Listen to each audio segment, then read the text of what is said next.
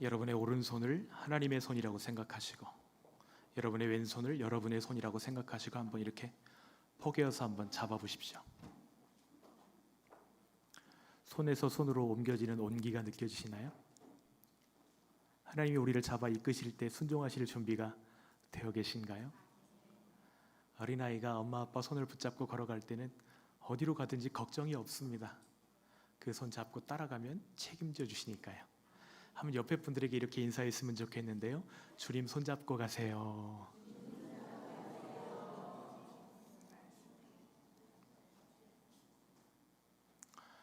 우리는 주님께 항상 열린 문을 구하지만 닫힌 문도 하나님의 선물일 수 있습니다.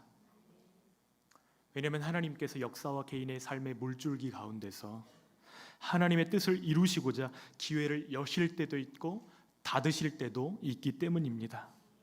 그래서 요한계시록 3장 7절 말씀에 보면 예수님은 자신을 거룩하고 진실하사 다윗의 열쇠를 가지신 이 곧 열면 닫을 사람이 없고 닫으면 열 사람이 없는 분으로 자신을 표현하십니다. 간절히 바라던 문이 닫혔을 때 우리는 실망합니다. 삶이 부질없고 절망스럽다고 느낍니다. 그러나 닫힌 문도 하나님이 우리를 사랑하시는 표현일 수 있음을 발견하는 이 시간 되어지기를 소원합니다. 본문은 바울의 2차 선교 여행의 시작을 기록하고 있습니다. 지금까지 바울의 1차 선교 여행은 줄곧 하나님이 문을 열어주신 이야기였어요. 사도행전 14장 27절 말씀 한번 같이 읽겠습니다. 시작.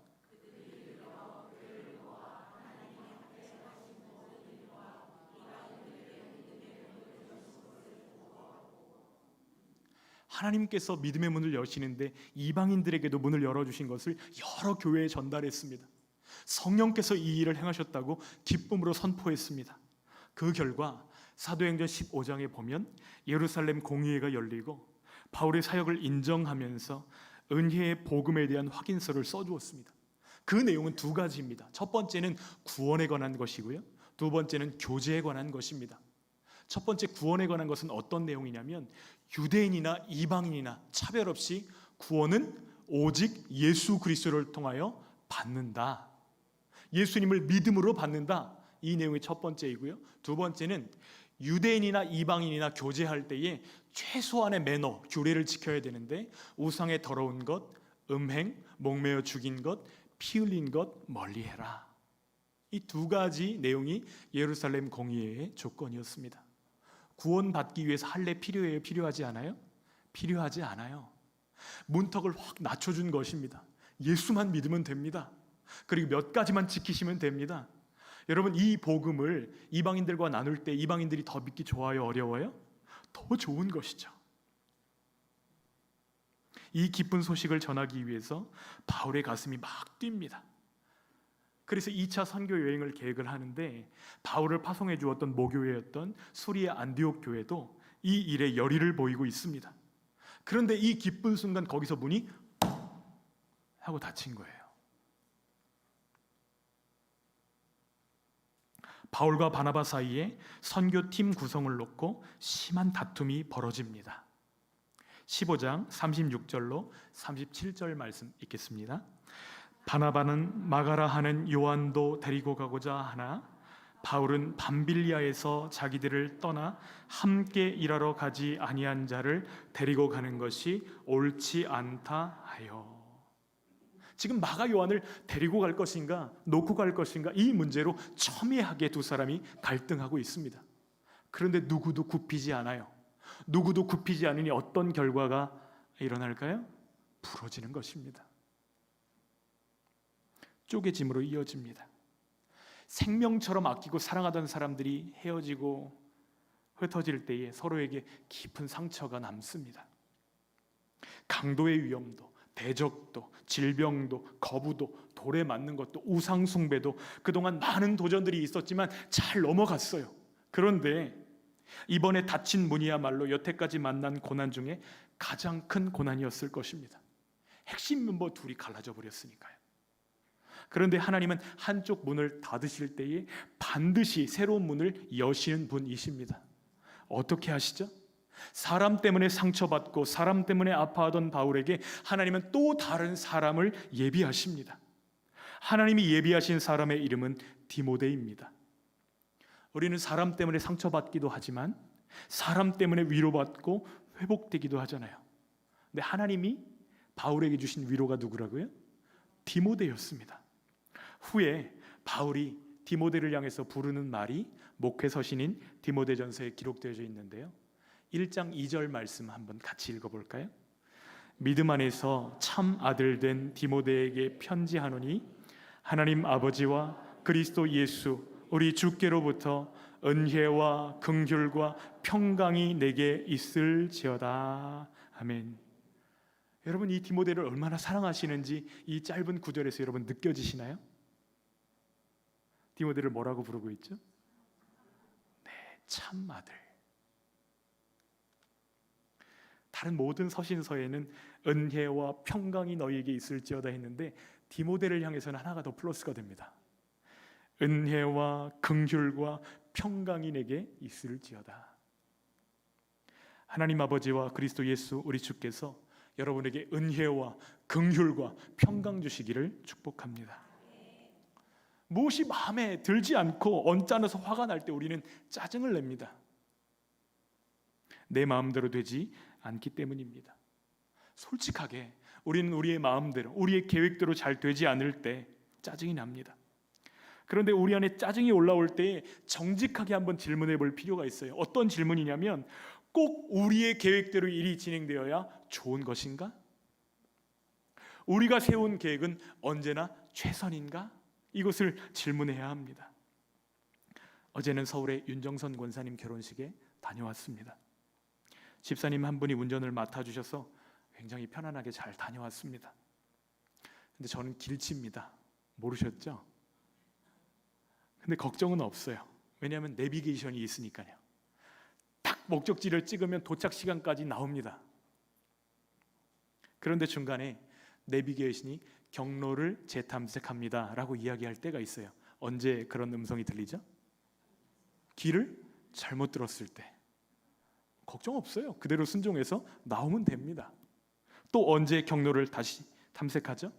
처음 설정했던 길이 막히거나 많이 늦어질 때.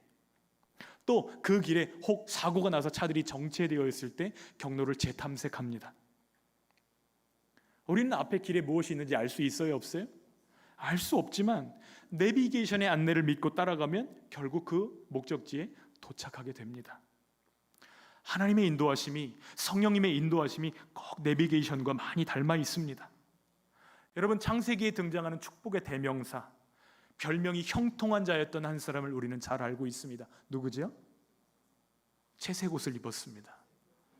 다른 형제들은 나이스를 입을 때 나이키를 입었던 한 아들, 요셉입니다.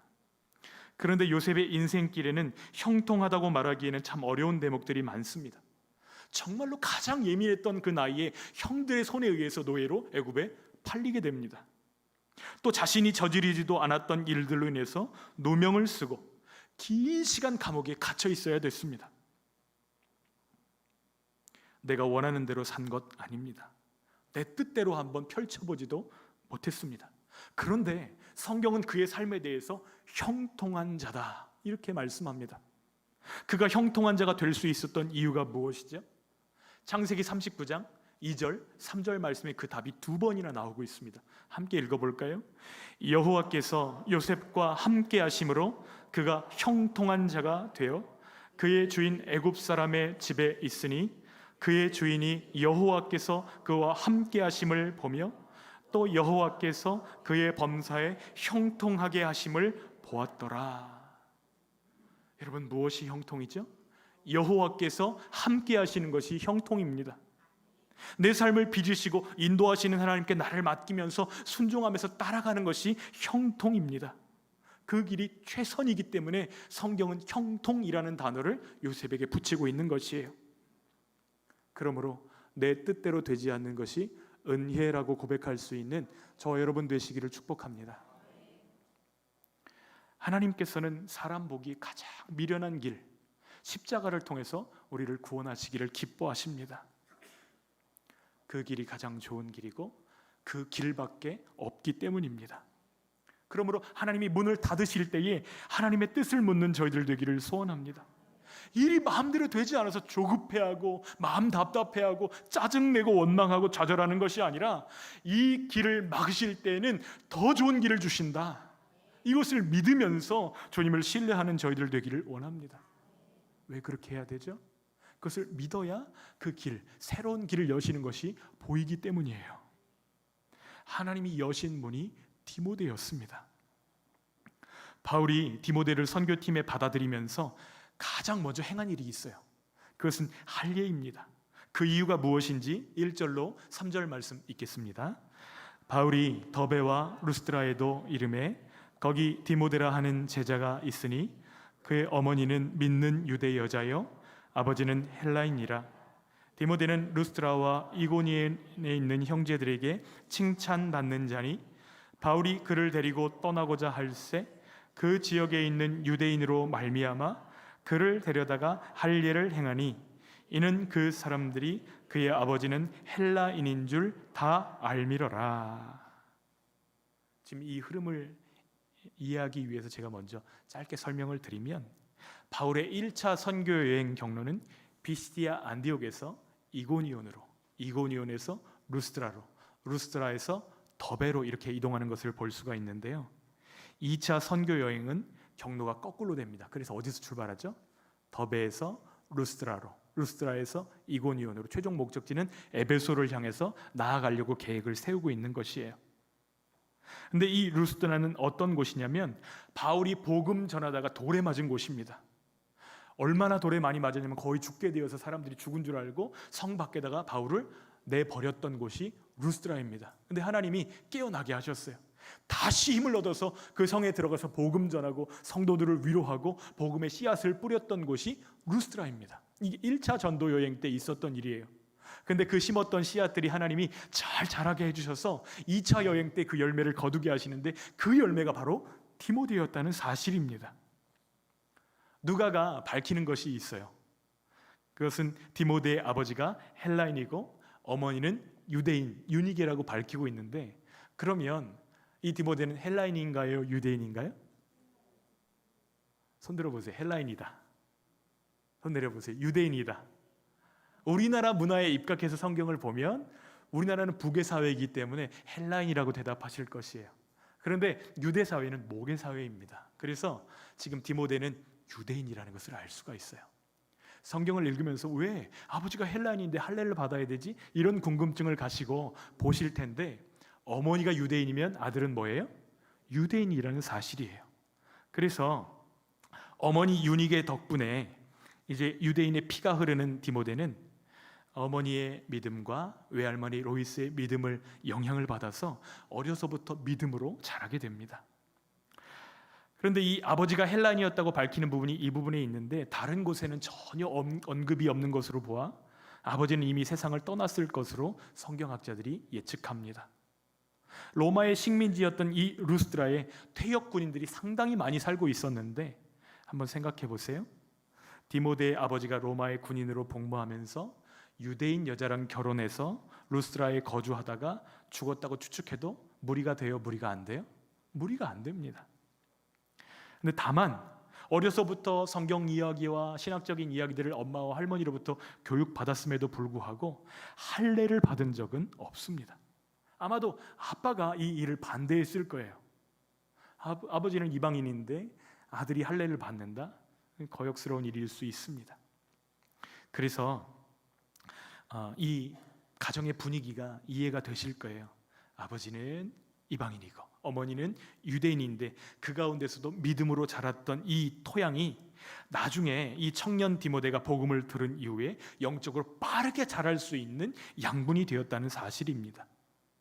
바울과 실라가 이 루스드라에 다시 도착했을 때에는 이미 루스드라 이고니온 지역에 디모데의 소문이 다 퍼져 있었어요. 아, 디모데, 바로 손가락이 올라갈 정도로 신실한 믿음의 청년으로 주목받고 있는 사람이 디모데였습니다. 바울은 디모데를 사역팀에 받아들일 때 이 청년에게 할례를 행합니다. 율법을 지키기 위해서도 아니고 하나님의 백성이 되게 하기 위해서도 아닙니다. 디모데가 유대인이면서도 할례받지 않은 상태로 사역을 감당한다면 누구와 마찰을 겪게 될까요? 유대인들과 충돌을 겪을 수밖에 없어요. 바울과 실라는 어디에 가든지 먼저 회당에 들어가서 복음을 전했는데, 회당에 들어가려면 유대인이어야 되고 유대인이라는 것을 확인하려면 할례를 받아야 되는데, 이것이 복음의 장애가 되지 않기를 바랬기 때문입니다. 자, 이제 바울과 실라는 루스드라와 더베, 이 소아시아 지역에서 어떤 사역들을 감당하죠? 4절, 5절 말씀 읽겠습니다. 여러 성으로 다녀갈 때에 예루살렘에 있는 사도와 장로들이 작정한 규례를 그들에게 주어 지키게 하니, 이에 여러 교회가 믿음이 더 굳건해지고 수가 날마다 늘어가니라. 바울과 실라가 예루살렘 공의회에서 결정된 내용을 가지고 그들에게 낭독합니다. 왜 이 일들을 행하냐면 헬라파 교사들, 할례파 교사들, 그러니까 예수 그리스도를 믿음으로 충분한데 구원 얻는 것이 다른 것이 필요하지 않은데 할례도 받아야 된다고 하는 이 할례파 교사들을 예방하기 위한 목적이 있었고요. 또 두 번째는 이방인 성도들과 유대인 성도들 사이에서 교제하는 벽들을 낮춰주어서 정말 그들의 교제가 풍성하게 하기 위해서 이 일들을 행하도록 권면하는 것입니다. 당시 이방인들이 유대 땅에 들어와서 기본적으로 이 일들을 다 행했는데, 지금 이방 땅에서 유대인들과 이방인들이 교제하는 일에도 같은 내용들로 권면하고 있는 것이에요. 복음의 정체성은 분명히 하되 이방인들에게 무리하게 할례를 요구하지 않습니다. 그 결과 여러 교회들의 믿음이 더 굳건해지고 그 수가 더 늘어났다고 말씀합니다. 이 굳건해지고 늘어가니라, 이 표현은 바울이 이 루스드라를 떠난 뒤에도 사역의 영향력이 지속되었음을 암시하는 표현입니다. 이제 디모데를 포함한 바울 일행은 갈라디아와 부르기아 남쪽의 아시아를 향해 나아갑니다. 바울 일행이 아시아로 가려고 계획을 세웠던 것은 충분히 일리가 있어요. 왜냐하면 흑백 사진 한 장 보여주시겠어요? BC 6세기의 로마는 현재 터키를 가로질러서 줄줄이 식민지마다 도시를 세워놓고 간선 도로를 만들어 놨습니다. 그런데 이 도로가 얼마나 잘 뚫려 있는지, 너비는 한 4m 정도 되고요, 교역량이 많으니까 사람들이 많이 오가는 거예요. 여러분, 사람들이 많이 오가는 길이 안전할까요? 사람들이 뜨문뜨문 가는 길이 안전할까요? 그러니까 이 길을 따라서 여행을 하면 당연히 이 길을 따라서 가는 곳마다 큰 도시들이 있을 뿐 아니라 에베소까지 가는데 너무나 수월하니까 이 길을 따라서 여행을 떠나야 되겠다. 1차 전도 여행 때 다 돌보지 못했던 교회들이 다 이 길목에 있으니까 이 길로 가야 되겠다 판단하는 것은 자연스러워요? 억지스러워요? 너무나 자연스러운 것이죠. 그러나 바울과 실라를 향한 주님의 계획이 달랐습니다. 아직은 때가 아니었어요. 아시아로 가기에는 하나님의 때가 이르지 아니하였고 하나님의 마음은 다른 곳으로 향하고 있음을 보여주십니다. 바울의 계획과 성령의 뜻이 어떻게 충돌하는지 6절, 7절 말씀 함께 읽겠습니다. 성령이 아시아에서 말씀을 전하지 못하게 하시거늘 그들이 부르기아와 갈라디아 땅으로 다녀가 무시아 앞에 이르러 비두니아로 가고자 애쓰되 예수의 영이 허락하지 아니하시는지라. 하나님이 자꾸 막으시니까 바울 일행이 부르기아와 갈라디아 북쪽으로 더 이동합니다. 주님이 서쪽의 아시아로 가지 못하게 막으셨기 때문에 위로 올라간 거예요. 그런데 닫힌 문은 그게 다가 아닙니다. 북쪽에서 복음 전하려고 하는데 그쪽도 막으시니까 남한의 비두니아로 들어가려고 하는데 이번에도 주님이 막으세요. 비두니아 남단과 아시아 북단 사이에 낀 채로 그들이 서 있습니다. 서쪽으로 돌아서 무시아의 북부를 통과하는데 이 누가가 쓴 동사들의 시제를 보니까 비두니아로 들어가려고 시종 반복해서 문을 두드렸다는 것을 깨닫게 됩니다. 시도하고 또 시도하고 또 둘러보고 또 돌아보는데 길이 열리지가 않아요. 교통도 안 좋던 그 시절에 얼마나 힘이 빠지고 얼마나 어려웠을까요? 근데 가다 보니까 서쪽으로 향하는 길이 끝나버린 거예요. 결국 땅끝 해안 도시 드로아에 도착한 것입니다. 여러분, 이 모든 걸음들을 누가 막으셨어요? 여기 6절에 보면 성령께서, 7절에 보면 예수의 영이 막으셨다고 말씀합니다. 복음을 전하기 원했지만 아시아가 아니다. 주님이 막고 계시는 거예요. 여러분, 나쁜 일인가요? 복음 전하는 게 그렇게 못된 일이에요? 그런 거 아닙니다. 나쁜 일 아니고 못된 일 아니에요. 나쁜 일이고 못된 일이라면 막으시는 게 당연하죠. 그러나 복음 전하는 이 일을 왜 막고 계시죠? 바울의 계획이 나쁘거나 악해서가 아닙니다. 성령께서는 더 좋은 계획을 가지고 계시기 때문이에요. 사도들은 가는 곳마다 문이 닫힐 때 이런 상황을 우연으로 받아들이지 않습니다. 자신들을 그분의 뜻대로 인도하시는 하나님의 주권을 인식합니다. 여러분, 지금 이 문 닫히는 게 하나님이 막으셨구나, 이거 알아차리려면 충만해야 돼요? 아니에요? 정말 충만해야 알아차릴 수 있는 거예요. 충만하지 못하면 짜증내고 돌아갑니다. 근데 바울은 알아차렸어요. 우리는 어떻게 하죠? 우리는 하나님이 길을 딱 막으실 때 어떤 반응들로 하나님 앞에 서 있죠? 내가 무엇을 잘못했나 돌아보십니까? 잘못한 것이 없을 경우에는 대부분의 경우에 시험에 듭니다. 사방의 문이 열려있는 다른 사람들과 자신을 비교하거나 주님이 막으시는 쪽인데도 불구하고 막 가려고 애를 씁니다. 또 몇 번 문이 닫히면 상처를 받고 왔던 길을 돌아가 버리는 경우도 허다하게 많습니다. 이것이 우리들의 모습입니다. 그러나 바울과 실라는 그렇게 하지 않습니다. 하나님의 주권적 인도하심에 순복하고 있는 것이에요. 주님께서 기회를 열고 닫으실 권리가 있으시다. 주시고 거두실 권리가 주님 손에 있습니다. 이것을 고백하는 것입니다. 이 지치고 힘든 상황에도 주님의 선하심과 자비하심을 의심하지 않았습니다. 우리도 그리하기를 소원합니다. 육로만을 생각했던 바울에게 바다 너머 마게도냐를 생각하는 것은 한 번도 생각해 본 적이 없었던 일이죠. 그런데 하나님께서 밤중에 기도하는 이 바울에게 환상을 보여주십니다. 어떤 환상이었죠? 마게도냐 사람 하나가 나타나서 손짓합니다. 무슨 뜻이에요? 이 무슨 뜻이에요? 건너와서 우리를 도우라고 이야기하는 거예요. 8절로 10절 말씀, 바울이 이 환상을 어떻게 받아들였는지 8절로 10절 말씀 읽겠습니다. 시작.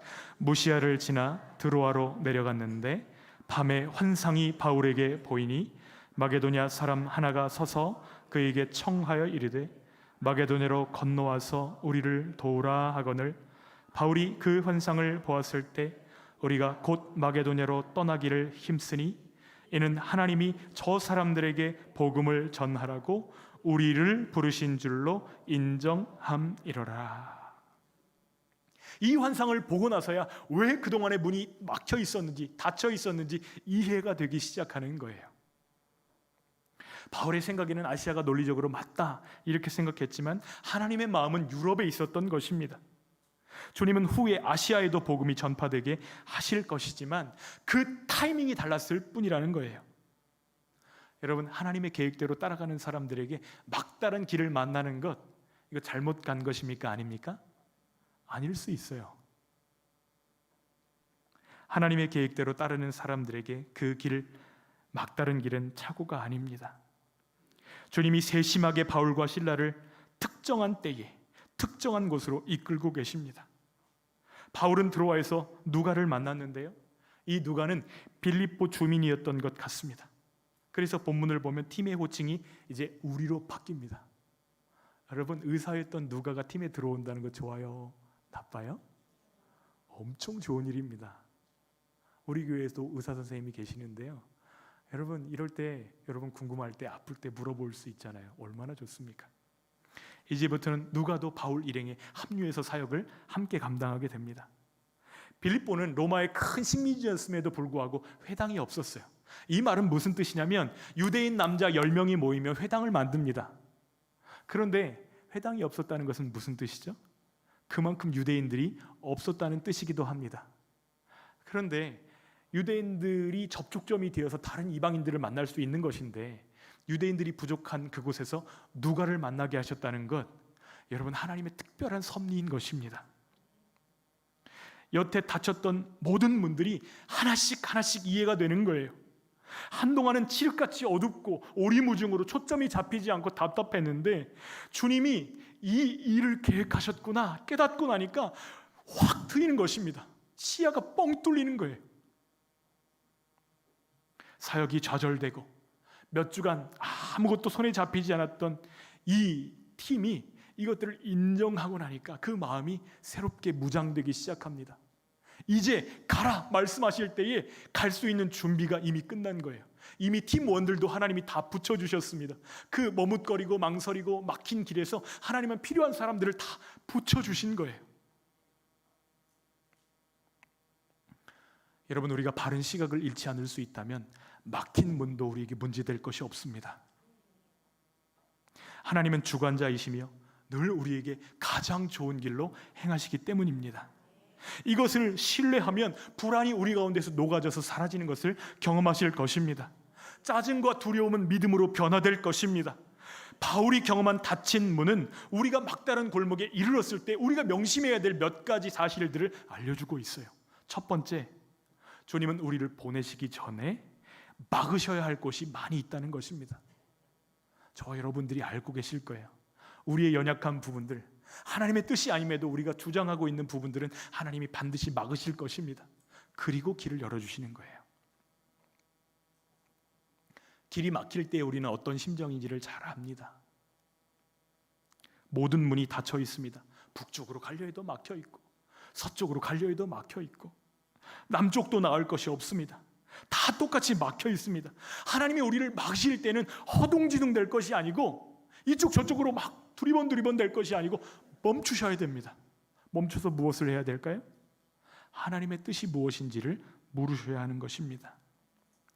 혼자 있는 시간을 내서 하나님께 물으셔야 됩니다. 우리 내면에서 어떤 일들이 벌어지고 있는지, 주변에서 지금 어떤 일들이 벌어지고 있는지, 하나님의 마음은 어디를 향하고 있는지 이것을 물으셔야만 합니다. 왜 그렇죠? 거기에 가장 중요한 키가 숨겨져 있기 때문입니다. 두 번째는 하나님이 어떤 한쪽 문을 닫으실 때에는 반드시 새로운 문을 여신다는 것을 믿으셔야 합니다. 여기는 다 잘 될 것이라는 그런 말 이상의 의미가 담겨져 있어요. 이것은 하나님의 주권을 고백하는 고백입니다. 여러분, 우리 그리스도인들에게는 누구도 절망할 권리가 없습니다. 무슨 권리가 없다고요? 절망할 권리가 없어요. 왜냐하면 우리 하나님께서 이 모든 사건과 시간과 일들을 통제하고 계시기 때문입니다. 하나님의 주권 가운데 이 일들이 있는 것이에요. 믿지 않는 사람들은 염려하지만 하나님의 자녀는 닫힌 문도 하나님의 계획임을 인정합니다. 하나님이 환경을 통해서 우리를 인도하십니다. 막다른 길에서 우리가 할 수 있는 일은 주님의 인도하심을 기다리는 거예요. 내 힘으로 막 벗어나려고 애쓰고 힘쓰고 몸부림치는 것이 아니고 잠자코 물러나서 주님 알려주십시오. 기다리는 것입니다. 셋째는 문은 하나님의 때에 정확하게 열리고 닫힌다는 것입니다. 주님은 유럽의 복음을 전할 때와 아시아의 복음을 전할 때를 정확하게 알고 열어주십니다. 닫힌 문 덕분에 바울은 루스드라에서 디모데를 만났습니다. 닫힌 문 덕분에 바울은 빌립보에서 누가를 만났습니다. 닫힌 문 덕분에 빌립보에서 자주장사 루디아를 만났습니다. 여러분, 우리 삶 가운데 평생의 동역자 얻는 게 너무너무 힘든 일인데 평생의 동역자를 셋이나 만나게 하신 거예요. 이것이 하나님의 놀라운 섭리입니다. 길이 막혀 있을 때, 문이 닫혀 있을 때 두 가지를 기억하십시오. 하나님께 계획이 있다. 따라서 해주시겠어요? 하나님께 계획이 있다. 길이 없는 것이 아니에요. 우리 하나님은 광야에도 길을 내시고 바다에도 길을 만드시는 분이십니다. 하나님이 우리의 길이십니다. 두 번째는 하나님이 나와 소통하기를 원하신다는 거예요. 따라서 해주시겠어요? 하나님이 나와 소통하기를 원하신다. 길이 막힐 때 기도하셔야 됩니다. 지혜로운 사람은 내 때를 고집하는 사람이 아니라 하나님의 때를 순복하는 사람이기 때문입니다. 본격적인 2차 선교여행에 앞서서 팀을 단단하게 만드시고 가장 필요한 준비를 하게 하신 분이 누구세요? 하나님 자신이십니다. 우리는 익숙한 것을 좋아하지만 그 길이 가장 좋은 것이 아닐 수가 있다는 것이에요. 하나님의 마음이 있는 곳, 그 길이 가장 좋은 길입니다. 기도하며 기다릴 때 그 길에서 우리를 단단하게 하시고 준비하게 하시고 새로운 문을 열어주실 것입니다. 우리 삶의 걸음을 돌아보십시오. 우리가 지금 여기에 있는 것 하나님이 막으시고 여셨기 때문에 우리가 여기에 있습니다. 겉으로 볼 때는 우리 발로 우리 생각대로 걸어온 것 같지만 인생의 뒤편에 하나님의 섭리가 있었던 것을 깨달으시기를 축복합니다. 주님, 주님의 마음 있는 곳에 저의 마음도 있게 하여 주시옵소서.